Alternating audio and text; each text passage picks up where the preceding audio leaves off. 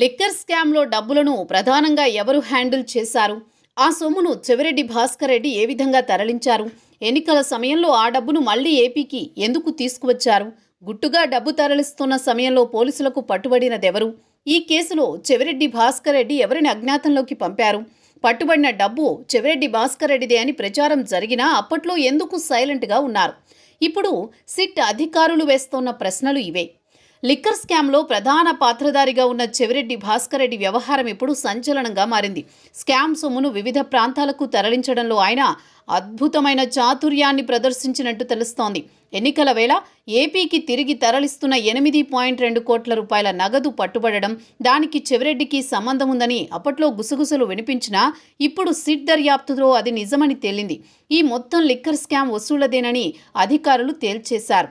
ఈ విషయం తెలియగానే గతంలో నగదుతో దొరికిన బాలాజీ, నవీన్లు చెవిరెడ్డి భాస్కర్ రెడ్డి అజ్ఞాతంలోకి పంపారనే టాక్ వినిపించింది. అది మామూలుగా కాదట, ఎవరికీ తెలియకుండా వేరే రాష్ట్రానికి తరలించారనే వార్తలొచ్చాయి.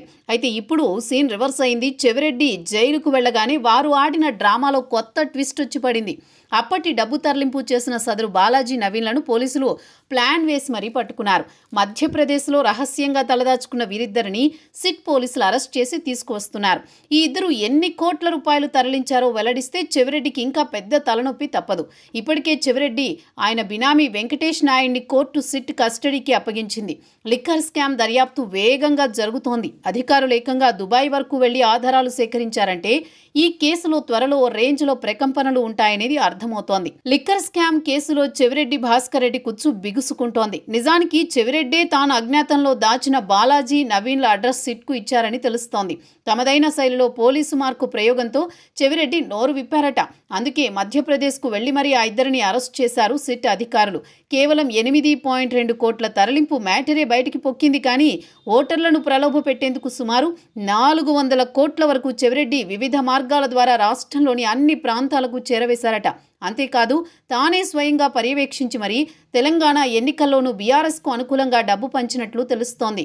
అయితే ఈ డబ్బంతా లిక్కర్ స్కామ్ ద్వారా సమకూర్చుకున్నదే అనేది సిట్ వాదనగా తెలుస్తోంది. చెవిరెడ్డి అనే తీగను లాగడం మొదలుపెట్టారు సిట్ అధికారులు. ఇక డొంకంతా కదలడం మొదలైంది. దీంతో ఈ ప్రకంపనలు యలహంక ప్యాలెస్ నుంచి తాడేపల్లి ప్యాలెస్ వరకు విస్తరించాయనే టాక్ వినిపిస్తోంది.